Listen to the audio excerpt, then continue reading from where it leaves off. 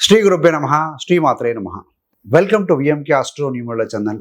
కన్యా రాశి వారి గురించిన డీటెయిల్డ్ ఇన్ఫర్మేషన్, వారి స్వభావం, ఏ సంవత్సరాల్లో కలిసి వస్తుంది, ఏ వృత్తుల్లో రాణించగలుగుతారు, అదేవిధంగా 2026 నుంచి 2030 వరకు ఎలాంటి ఫలితాలు ఈ గ్రహరీత్యా జరగబోతున్నాయి, అదేవిధంగా చివరిన ఎక్సలెంట్ పవర్ఫుల్ రెమెడీస్, ఇవన్నీ కూడా చక్కగా డిస్కస్ చేసుకుందామండి. చివరిదాకా చూడగలరు. నచ్చితే లైక్ చేయండి, 10 మంది బంధుమిత్రులకు షేర్ చేయగలరు. కన్యా రాశి సహజ చక్రంలో 6వ రాశి. మేషం, వృషభం, మిథునం, కర్కాటకం, సింహం, కన్య. కన్య అనేది 6వ స్థానం. ఇది ఒక భూతత్వానికి చెందిన రాశి. అంటే ప్రాక్టికల్గా లాజిక్తో ఆలోచించే రాశి అండి. కన్యా రాశి అనేది ద్విస్వభావ రాశి. ఇది పూర్తిగా స్థిరంగా కూడా కాదు, పూర్తిగా చలనంగా కూడా కాదండి.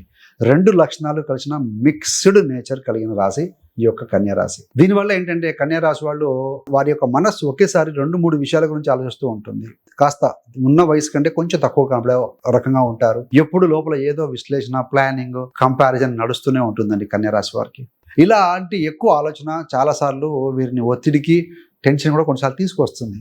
ఇలా చేస్తే బాగుంటుందా, లేక అలా చేస్తే బాగుంటుందా అన్న సందేహం ఎక్కువగా ఉంటుంది. శాంత స్వభావమే, కానీ ఓపికకు లిమిట్ ఉంటుందండి. ఈ యొక్క కన్యా రాశి వాళ్ళు సాధారణంగా బ్యాలెన్స్గా ఆలోచించేవారు అని చెప్పవచ్చు.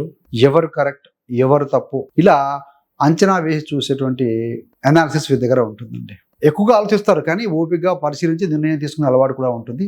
కానీ ఓపికను ఎప్పటికప్పుడు టెస్ట్ చేస్తూ ఉంటే వాళ్ళు ఒకసారి లోపల బ్రేక్ అయ్యారనుకోండి, అప్పుడే పూర్తిగా రిలేషన్షిప్ కట్ చేసుకుంటారు. ఏదైనా మానసికంగా వాళ్ళు వెళ్ళితో వద్దనుకుంటే కట్ చేసుకుంటారు. ఒకరితో సంబంధం కట్ చేయాలనుకుంటే నేరుగా మాట్లాడుకోకపోయినా కూడా సైలెంట్గా పూర్తిగా దూరం అవుతారండి. అది గొడవ పెట్టి హంగామా చేయరు. బయటికి చూస్తే చాలా కూల్, చాలా అడ్జస్ట్ అయ్యే వ్యక్తిలాగా కనిపిస్తూ ఉంటారు. కానీ లోపల వారి గీత కనుక దాటితే ఒక్క క్షణంలో ఎట్లాంటి బంధమైనా సరే వదిలివేసే గట్టి మనస్సు కూడా కలిగి ఉంటారు వీళ్ళు. భావోద్వేగం అనేది కన్యా రాశి వారికి లోపల చాలా ఉంటుందండి, బయటికి రాదు. కన్యా రాశి వాళ్ళు కూడా చాలా భావోద్వేగ పరులు, కానీ ఆ భావోద్వేగాన్ని బయటికి చూపించడం వారికి కష్టం. చూపించలేరు, ఎక్స్ప్రెస్ చేయలేరు వాళ్ళు. ఎందుకంటే వారి ద్వితీయం 2వ స్థానం తర్వాత రాశి వారికి తులా రాశి అవుతుంది కన్యా రాశి వారికి. సో కాబట్టి కాస్త సెన్సిటివ్గా ఉంటారు. వారికి కష్టం వచ్చినా, కోపం వచ్చినా, బాధపడినా తమ మనసులో ఉన్న అసలు మాట, అసలు ఫీలింగ్ ఇవి ఎక్కువగా లోపలే దాచుకుంటారండి.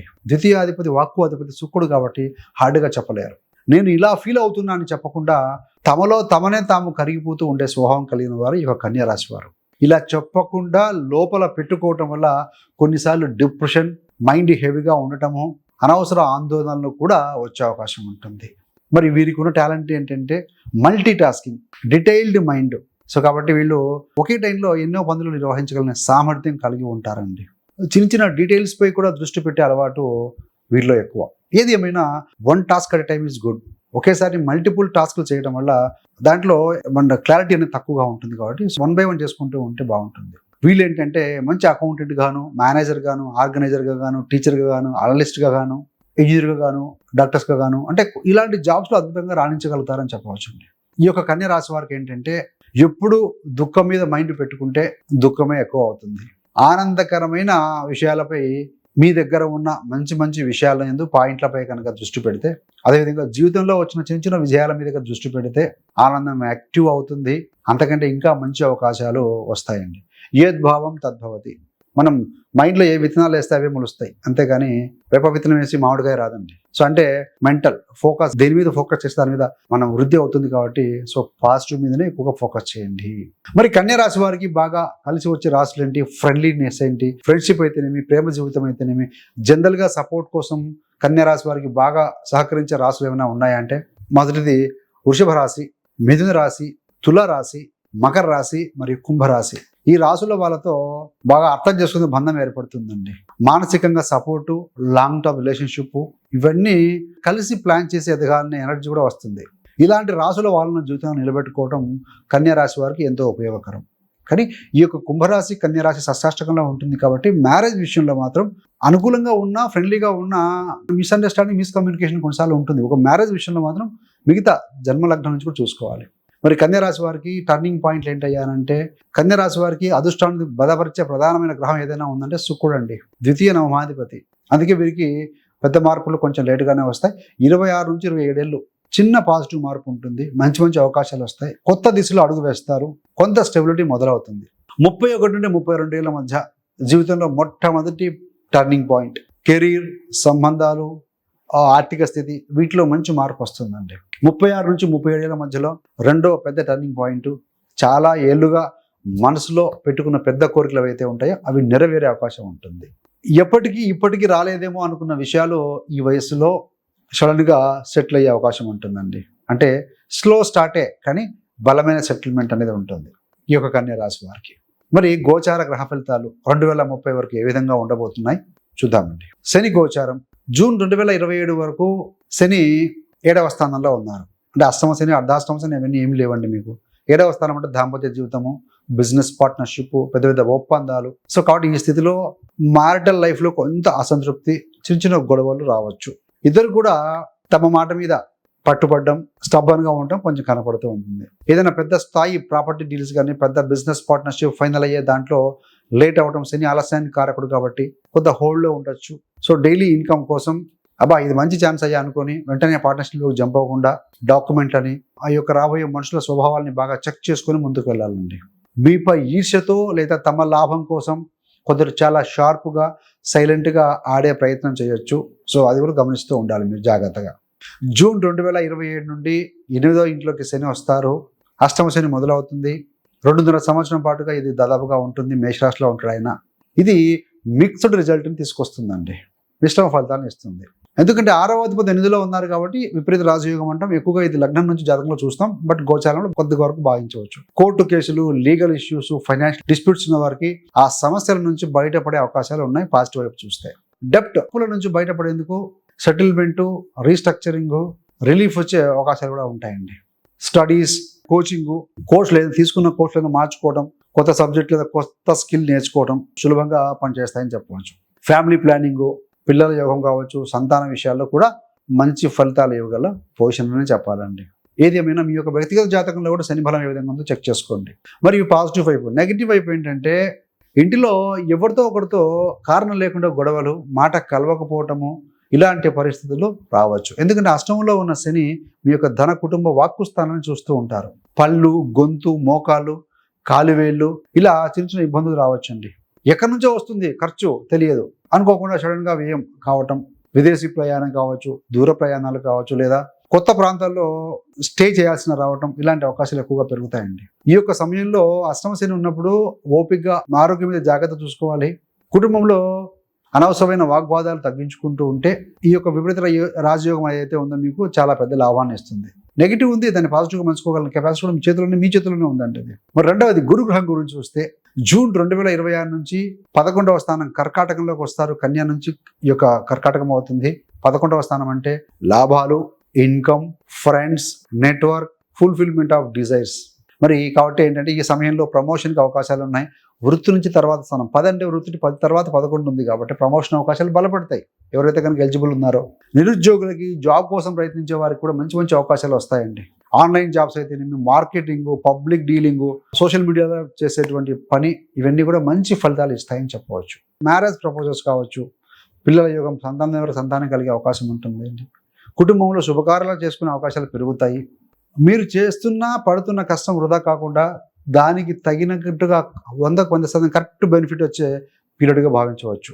జూన్ 2026 టు మే 2027. రాహుకేతు గోచారం చూస్తే డిసెంబర్ 5, 2026 వరకు రాహువు మీకు 6వ ఇంట్లో కుంభరాశిలో ఉన్నారు. కేతు ఏమో 12వ స్థానంలో ఉన్నారు సింహరాశిలో. రాహు 6వ ఇంట్లో ఉన్నారు. మీ మైండ్ చాలా షార్ప్గా, అలర్ట్గా పనిచేస్తుందండి. 6వ స్థానంలో రాహు మంచివాడే.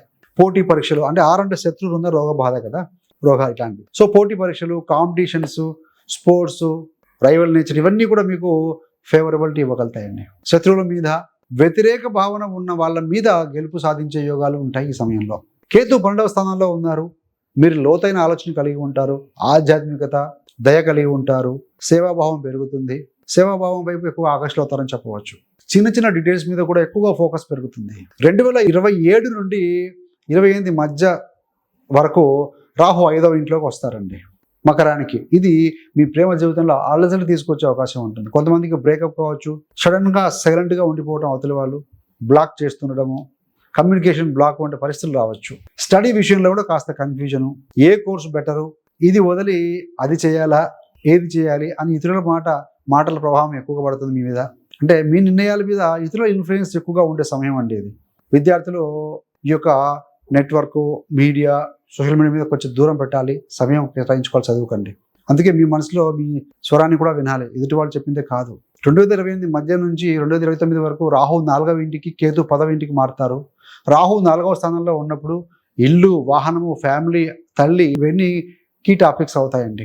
ఇల్లు మారటం, హోమ్ షిఫ్ట్ కావచ్చు, ఉన్న టౌన్ నుంచి కానీ సిటీ నుంచి మారటము, ట్రాన్స్ఫర్ లేదా ప్రయాణ జీవితం అంటే వృత్తిపరంగా ప్రయాణాలు చేయాల్సి రావటం, ఇలా మేజర్గా మార్పులు రావచ్చు. ఇంటికి ఏదైనా ఎలక్ట్రానిక్ ఐటమ్స్, మెషినరీ, గ్యాడ్జెట్స్ కొనడం వంటి అవకాశాలు ఉంటాయి. ఇదే కాలంలో అమ్మతోటి చిన్న చిన్న వాదనలు, ఆమె ఆరోగ్యానికి సంబంధించి కొన్ని టెన్షన్స్ కూడా రావచ్చు. కేతు 10వ స్థానంలో ఉన్నారు. అంటే 10 అంటే రాజ్యభావం, కెరీర్లో మార్పు, లేకుంటే డైరెక్షన్ మార్చుకోవాలన్న భావన ఉంటుంది, లేకుంటే ఉన్న జాబ్ కానీ బిజినెస్ మీద సంతృప్తి లేకపోవడం, ఇలాంటివి వస్తూ ఉంటాయండి. కానీ ఇది మీరు లోపల నిజంగా ఏం చేయాలనుకుంటున్నారో తెలిసే పీరియడ్ కూడా. కేతువు డిటాచ్మెంట్ ప్లానెట్ కాబట్టి ఎమోషన్స్తో డిటాచ్ కాకండి వృత్తి నుంచి. వేరే ఆపర్చునిటీ ఉన్నప్పుడే, కన్ఫర్మేషన్ ఉన్నప్పుడే డిటాచ్ అవ్వాలి. సో ఏదేమైనా కన్యా రాశి వారికి సూచించబడే పరిహారాలు ఏమైనా ఉన్నాయంటే సింపుల్గా చేసుకున్న పరిహారాలు. కన్యా రాశికి అధిపతి బుధుడు. సో బుధుడు కనుక బలంగా ఉంటే తీసుకునే నిర్ణయాల్లో క్లారిటీ ఉంటుంది, మీ యొక్క కమ్యూనికేషన్, కన్వర్జేషన్లో క్లారిటీ ఉంటుంది, అకౌంటింగ్, మ్యాథ్స్, లాజిక్ ఇవన్నీ బాగా పనిచేస్తాయండి. రోజు చేస్తే మరీ మంచిది. రోజు లేదంటే కనీసం బుధవారం రోజున ఈ మంత్రాన్ని ప్రతి బుధవారం కూడా 8 సార్లు పఠించడం మంచిదండి. ఓం రాం హ్రీం బ్రూం సహ్ బుధాయ నమః ఇలా జపిస్తున్నప్పుడు, ఈ మంత్రాన్ని జపిస్తున్నప్పుడు నా మనసుకు స్పష్టత రావాలి, నా నిర్ణయాలు సరిగ్గా ఉండాలి, నా బుద్ధి, కమ్యూనికేషన్ నన్ను ఎదిగేలా చేయాలి అని లోపల భావించండి. గాయత్రి మంత్రం, ఈ యొక్క గాయత్రి మంత్రం ఏ రాశి వారికైనా పవర్ఫుల్ అండి. దీనివల్ల ఏంటంటే కన్యా రాశి వాళ్ళకి ఓవర్ థింకింగ్ తగ్గడానికి, పాజిటివ్ థింకింగ్ పెరగడానికి చాలా హెల్ప్ అవుతుంది. రోజుకు కనీసం 11 సార్లు లేదంటే 27 సార్లు, కుదిరితే 105 సార్లు కనుక చేయగలిగితే దీనివల్ల ఏంటంటే మనసుకు లైట్గా అనిపిస్తుంది, మెదడుకు శక్తిని ఇస్తుందండి. గోమాతకు సేవ చేయడం 3వదిగా భావించండి.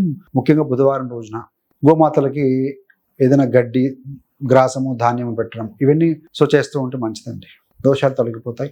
బుధవారం రోజున బాగా నానబెట్టిన పచ్చ పెసలు, గడ్డి, రోటి, ఏదైనా ఫలాలు మీ సామర్థ్యాన్ని తగినట్టుగా అందిస్తూ ఉంటే మంచిది. సో ఆవు తల మీద మృదువుగా చేతితో తాకి మనసులో నిశ్శబ్దంగా ప్రార్థన చేసుకోవటం, నా ఇంట్లో అడ్డంకులు తగ్గాలి, నా బుద్ధి సరైన దిశగా నడవాలి అంటూ ప్రార్థిస్తే మంచిది, పాజిటివ్ వైబ్రేషన్. 4వది హనుమాన్ చాలీసా శని ప్రభావాన్ని సాఫ్ట్ చేస్తుంది, రాహుకేతులు వచ్చే మానసిక గందరగోళం తగ్గిస్తుంది, భయము, డిప్రెషను, ఆందోళన ఇవన్నీ కూడా తగ్గడంలో సహాయం చేస్తుందండి. ఇంతేకాకుండా 5వది పవర్ఫుల్ ఏంటంటే విష్ణుమూర్తి ఆరాధన. విష్ణు సహస్రనామాలు ప్రతిరోజు వినటమో చదవటమో చేస్తూ ఉండండి.